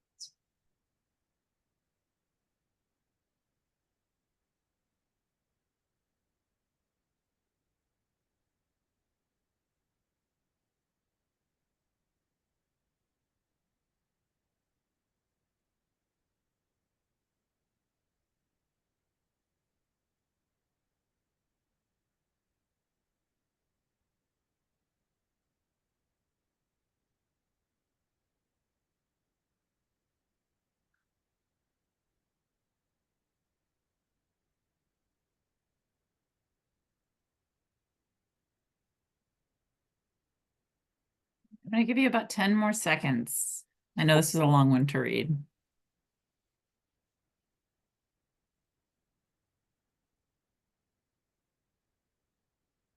Okay. Very cool. And if you guys are loving these polls, this is the masterpiece of Miss Ashley. That was her idea to come up with these polls. I think it's very helpful, very efficient. Yes, most of us were right. D is the correct answer.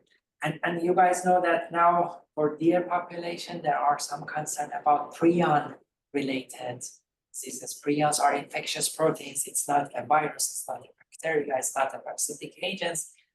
I should say it's a mysterious form of life. It's a protein-based pathogen. And there are some wonderful information on CDC website about prions and deer population. So I think this was an excellent question. A mother and her child, we talk about infants as well, have lived in an area with poor air quality for several years. Yet only child shows symptoms of an environmentally linked respiratory disease. Which of the following is the most likely?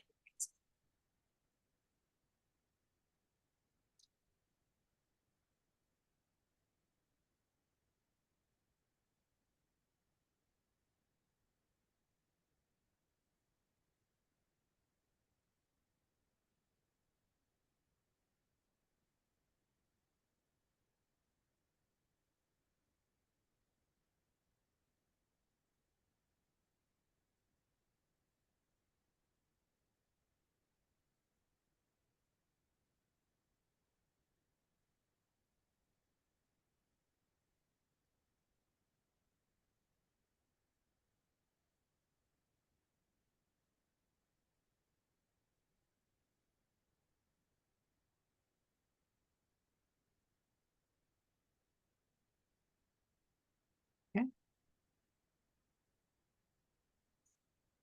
Responses and the correct answer is young children have higher metabolic and respiratory rates. I have not written this question, but if you have any comment, I will try to defend the answer. That was also. Okay, which of the following complaint is more likely to result in the investigation of a restaurant? Yes, maybe many of you guys are doing this for life. That's a very good question.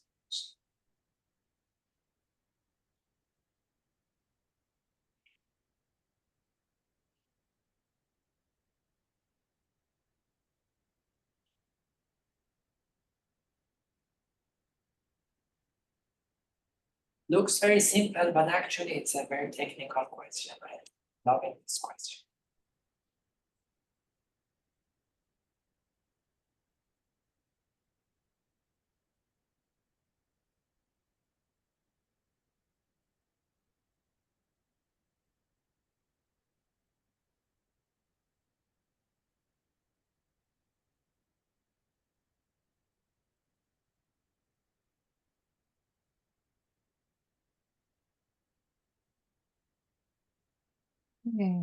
Okay, as you all know, excellent, 62%. That is excellent, yes. As you all know, infectious diseases, they have incubation period. Let's say I'm exposed to salmonella from food. I don't develop symptoms immediately. It takes me a few days, depending on the serovars, depending on different pathogens. But in case of foodborne toxins, there's a bacteria called the Staphylococcus aureus. Around 10% of us carry that on the nasal cavity on our hand. If we touch the food with contaminated hand, it can grow, it makes a toxin. Once we eat the food, we start to show symptoms immediately after that. So the key point is 4 hours after consumptions. So most probably this is the Staphylococcus aureus. And obviously the patients will not have fever because there might be no live bacteria, it's just a toxin that the Staphylococcus produces. So I think it looks very simple, but it was one of the technical questions today. So before we move on to that one, somebody had asked about D for the last one, why D wouldn't be the correct answer. D might be a good answer as well, but I believe incubation period of Salmonella is much larger than 48 hours. 5 pairs develop diarrhea within 24 hours. Yes, typically I think the incubation period, and these are obviously the subject of research. If you do systematic review meta-analysis, you might find incubation period of few days to few weeks, but typically in the incubation period of the pathogen, foodborne pathogens might be larger than that. But And Yeah. then could we go back to the one previous to this one, the one about a mother and her child have lived in a poor area? Yes. Yeah, so there was, could we explain the correct answer a little bit more on this one? Okay, which of the following is the most likely? Obviously, the exposure is the same, but the outcome is different. So if you ask an epidemiologist, what is the reason that the exposure for the mother and the child was the same, but only in this case, the child developed because obviously they have different metabolism and respiratory challenges. Let's look at other questions. This young children show symptoms earlier than adults. I think it's a general term. That might be a correct answer as well. Yes, I think looking at all other answers, the answer B is the most correct answer because obviously children have higher metabolic rate and they breathe much faster compared to the adults. So I would, among these answers, I would choose this one. But if there were some options to choose multiple of them, I think we could do that as well. But this is the most correct one. Yeah, so it's the So best much for- answer of the ones that are there. Exactly, yes. Yeah. Okay, thank you for Obviously. going backwards. No, I think this is important. Obviously, the questions in the exam are highly refined. And there's like a session that Ms. Ashley has, not only someone writes the question, but everyone will critically judge them, they refine the question. So you can go to the exam knowing that the questions are written by the best of the best and they are addressing important topics associated with our wonderful public health industry. Okay, we answered this question as well. This was one of my favorite questions. This is obviously a simple question. I think put it there just to show that not all the questions. Just like any other exam, some questions might be common sense and which of the following terms means that the tumor has spread to the medications? It's like a mental break for everyone. This is easy.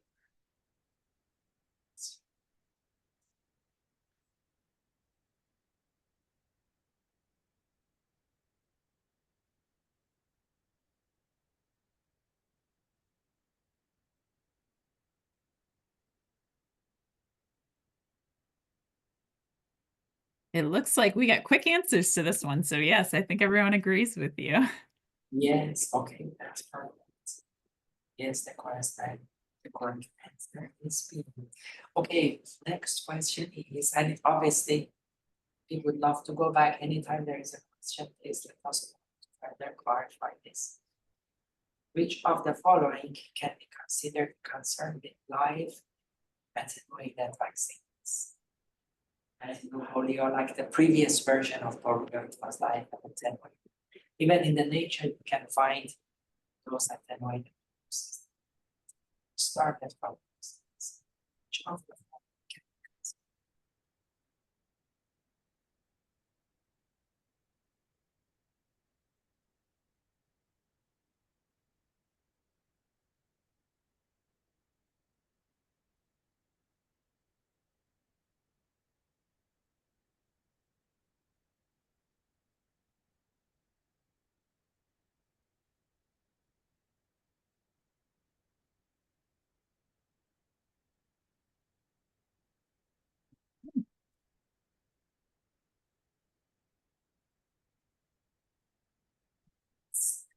Looks like a lot of agreements.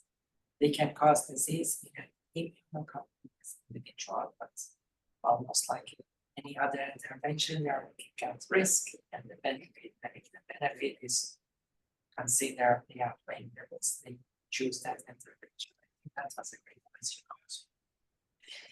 Next question is characteristics, attributes, or exposure, such as hypertension, unsafe sex, alcohol consumption, unsafe water, that can increase the likelihood of developing diseases or injury or young parents.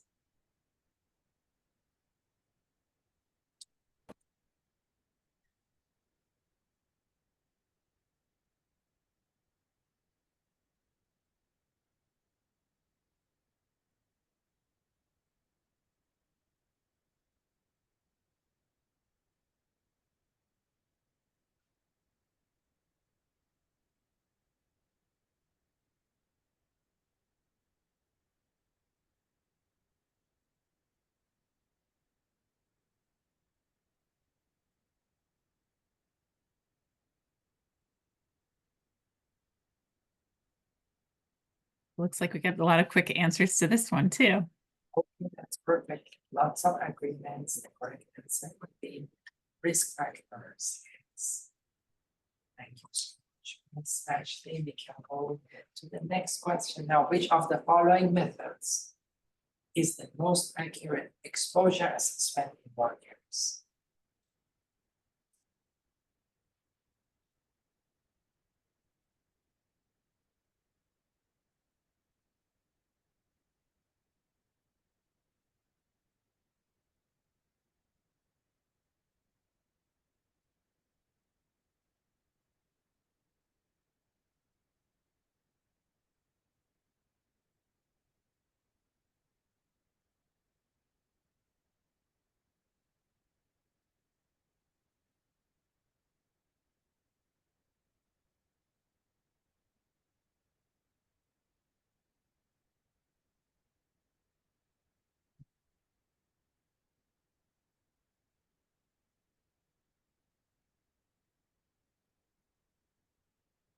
Okay.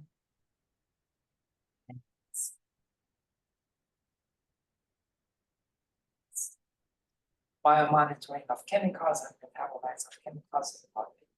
So biomarkers sense. I saw lots of agreement for this question also. Okay.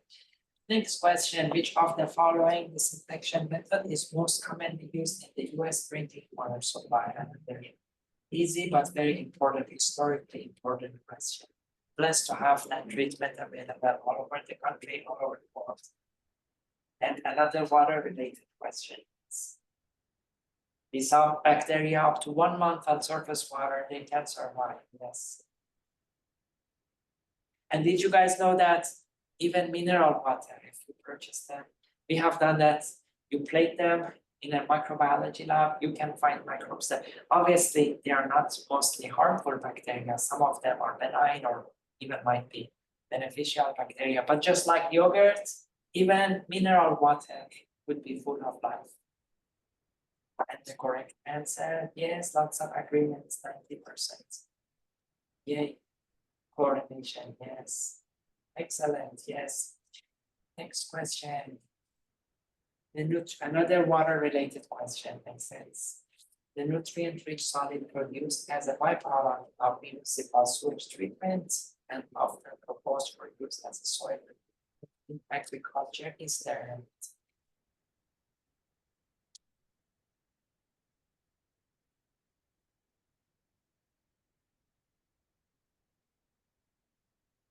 I didn't write this question, but I appreciate anything related to water, I think is very important.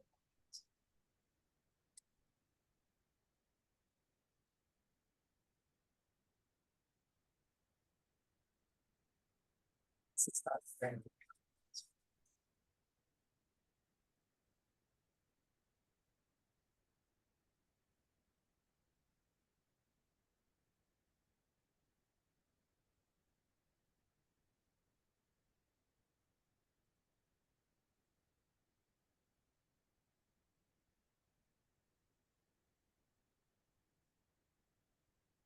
But I agree with you.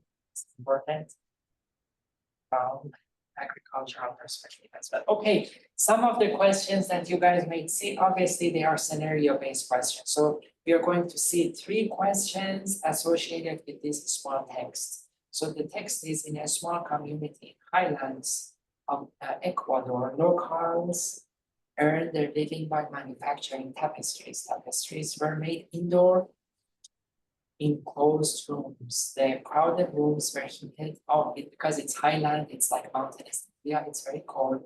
So the crowded rooms were heated by open charcoal fire, provided approximately 5 cubic meter of air volume per person. Workers began to complain of stiffness in the shoulders, backache, fatigue, and dizziness. As the disease progressed, workers became short of breath on exertion and experienced tightness and pain below the breastbone, numbness, the arms and hands, and swelling of the face. The attack of the shortness of breath occurs mostly at night, whereas the episodes of pain and tightness around the heart, a condition known as angina pectoris, followed light work during the day. So now we are going to see three questions. The most likely contaminant causing the described symptom. Obviously, all of them might be the correct answer, but one is very obvious. Obviously, cold region, mountainous area, indoor, using charcoal.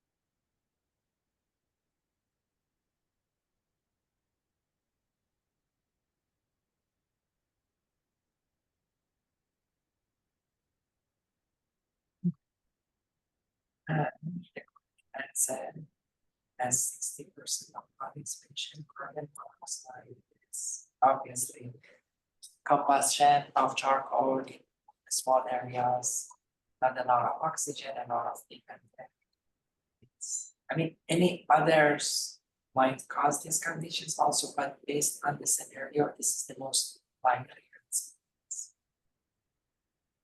Okay, the second part, the carboxyl hemoglobin levels in the exposed workers. Studied about this.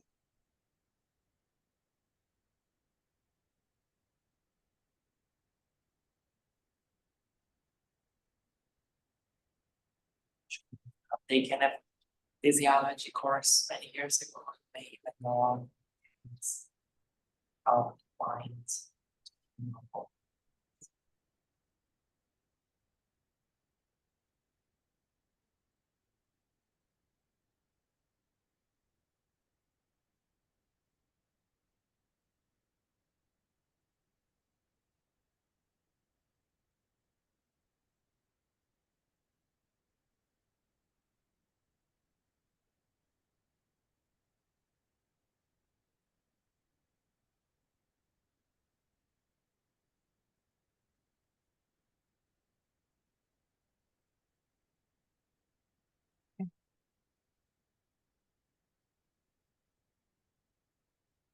Yes, the correct. Lots of agreements, the correct.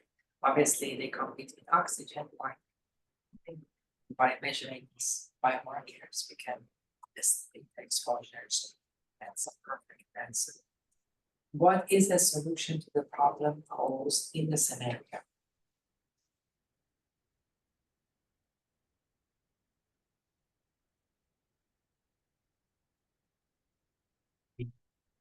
Most likely industries.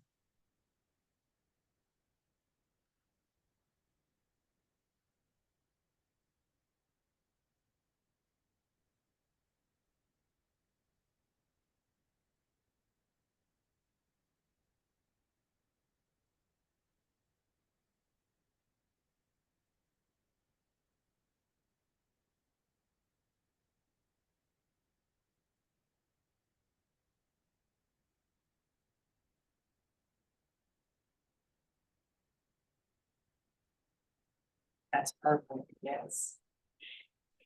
That's perfect. Feasible solution for that company.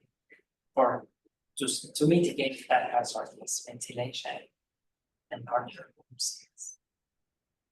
Okay, each term is used to characterize social conditions of unequal distribution of environmental hazard. Yes, you guys remember the slide we showed in Philippines, impact of climate change.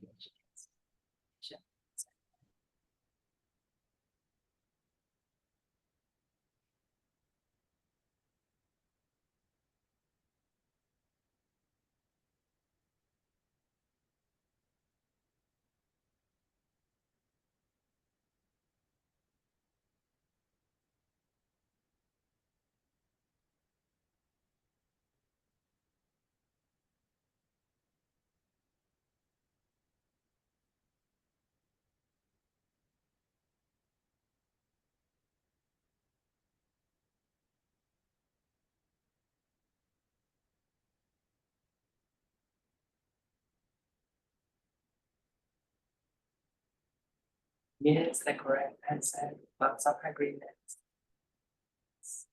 Environmental justice. Could we go over why environmental equity isn't the correct answer, since we had quite a few people answer that?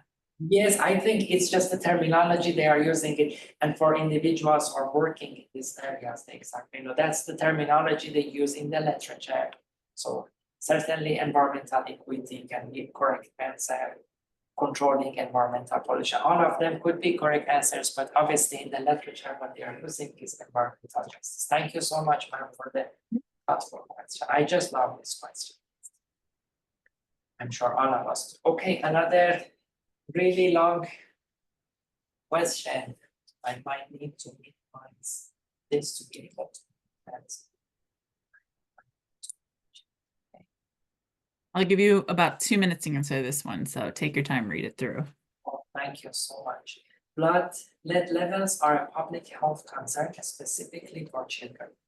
Until 2012, children were identified as having a blood lead level of concern if test results were 10 or more microgram of lead per deciliter of blood. CDC is no longer using the term level of concern and is instead using the reference value to identify children who have been exposed to lead and require case management.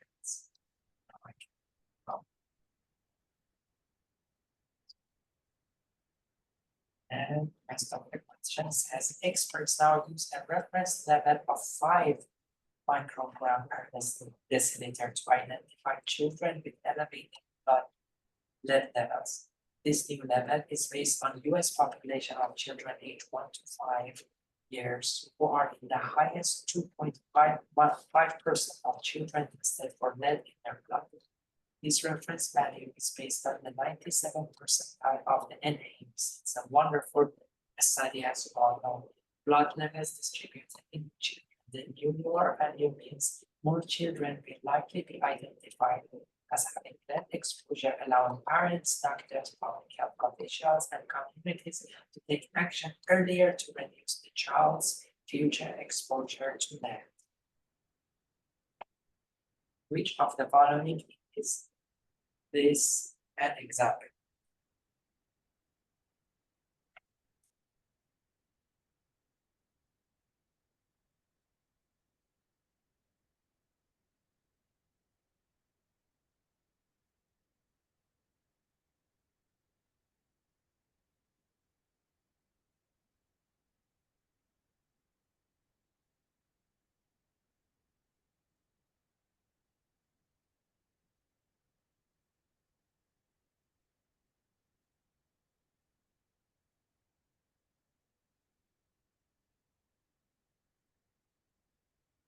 I think we are doing really well in time. We still have 9 more minutes, and I think we have a few more questions.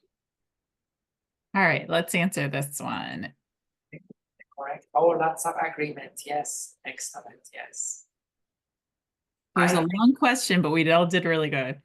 I think, Miss Ashley, when you give them more time, their responses become very positive. So earlier questions, because we were rushing, obviously we don't have all the time in the world, we only have 2 hours. So I'm very grateful that Miss Ashley is dedicating sufficient amount of time for each question for us to be able to finish. But in the exam, obviously, you might have slightly more time. Okay, there are many chemical, next question, obviously, there are many chemical agents that can cause diseases or disorders. Which of the following would public health professionals suspect if a patient had symptoms of muscle spasm, nausea, vomiting, and abdominal pain? Another clue is that the product that is suspected to carry the agent is fertilizer. Another very technical question.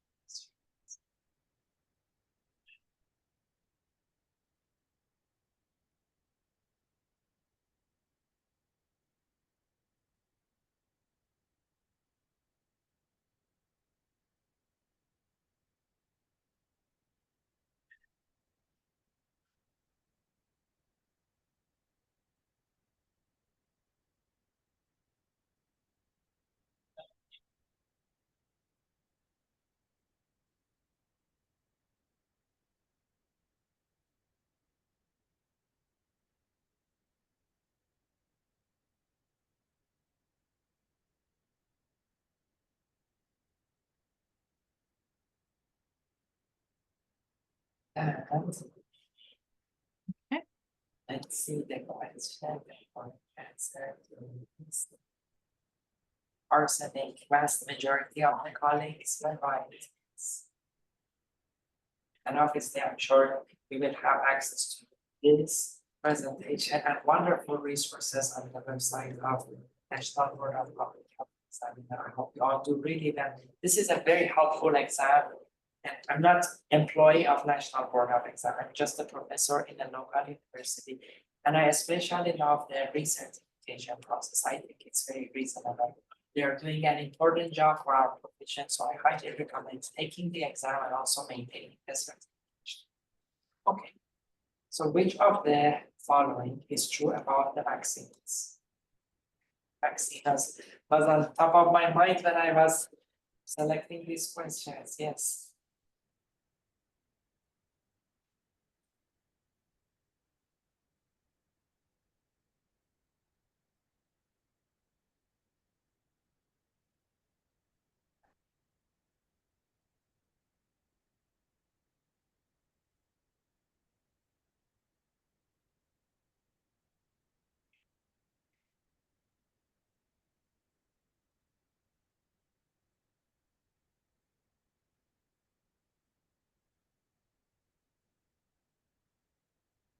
And the correct answer is perfect, 99% agreement. That is remarkable. Yes, the correct answer is A. Some cases, a person who completed all doses of a vaccine can still get practical resistance expected to be granted. Yes. Since there is 99% agreement, we can move to the next question. In the US, which is the largest source of radiation doses to the general public? Before answering this question, as you guys know, when we are processing food, vitamin C is very sensitive and will be eliminated. So a fried product has a very low content of vitamin C. But because people consume a lot of French fries in this country, although there is a very small amount of vitamin C in French fries, but because we consume a lot of it, French fries is now one of the main sources of vitamin C in Western diets. That's a clue for answering this question. So low doses of X-ray, but we do a lot of it.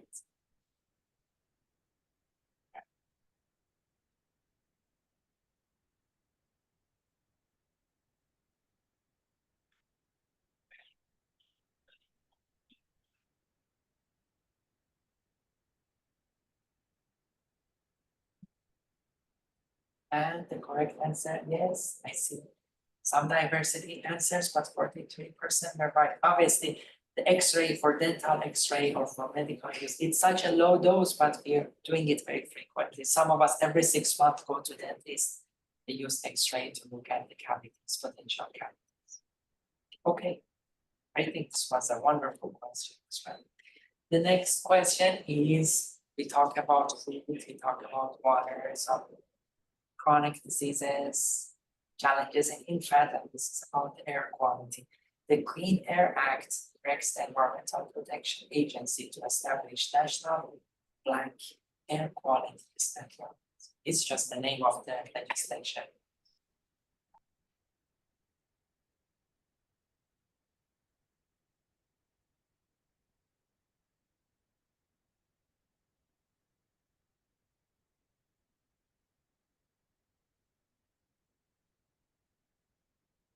Of course, I love policies and regulations because I teach a course in this area, and what I love about them, they come up with the first draft and they open it for the public, so everyone could express concern. Obviously, it's not a perfect system anywhere in the world, but the system that they have actually love it. Everyone can express their concern with comments for any upcoming legislation. And correct answer is the ambient air quality standard, and it's just the name of the legislation. So we can go to the next question and says, which of the following is currently the most common cause of unintentional death? Have about 2 minutes.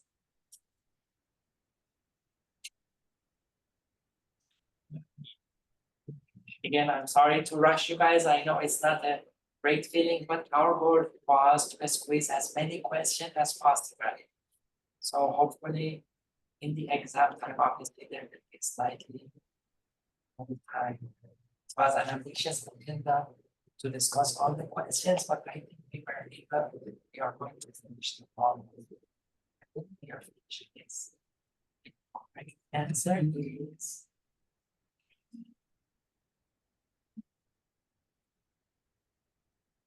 Obviously, unintentional poison opioid crisis. I think the statistics are improving because of the great work of wonderful colleagues. Another question, genetics environment. Yes, all of these followings are true, except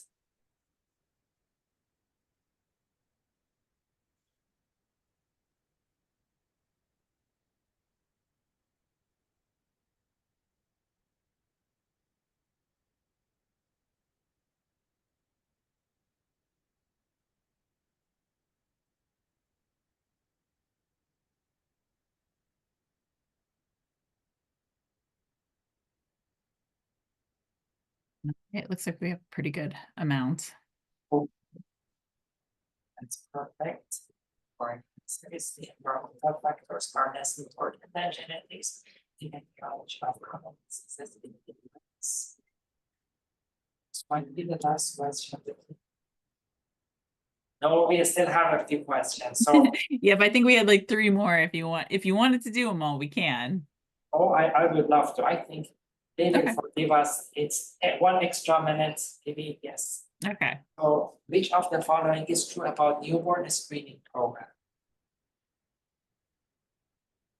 Oh, I'm sorry. Here, let me make sure I got the right poll up.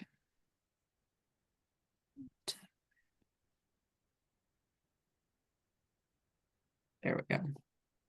I think considering that we have a 4-minute break, we might finish 4 minutes after. So we need to get on. We'll give you a little extra time to finish up the last couple of questions. Right. There's 2 more after this.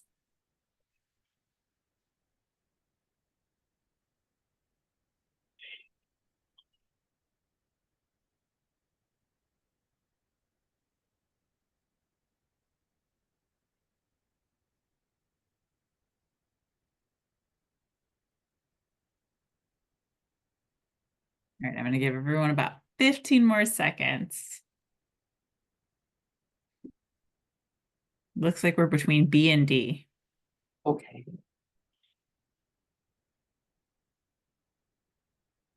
All right. And the correct answer is yes, most of the genetic condition screened for follow and autosomal recessive pattern of inheritance. That was genetic. Okay. We have 2 last questions. All of the following are true about gene expression, except let's talk about similar topics earlier in the presentation.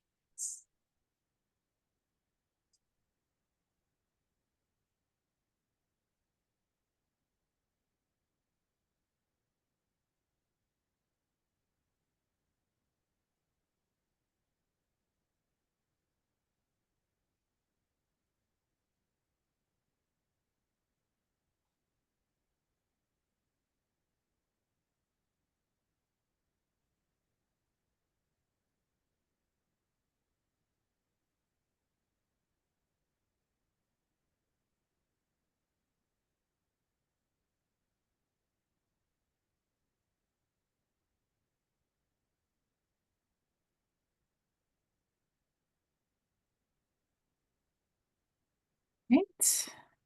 And the correct answer is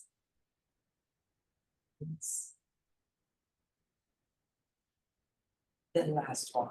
Very cool. I think this was a relatively technical question also. I believe this is either the last question or one of the last questions. It's the last one, I think. That's perfect. One of these groups of conditions include 1 or more single gene disorders that are part of the recommended uniform newborn screening.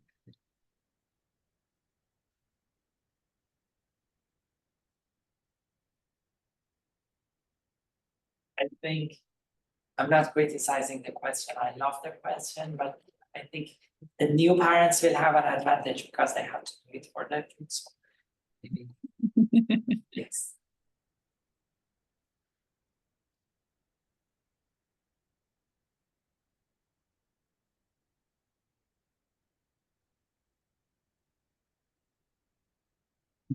Great.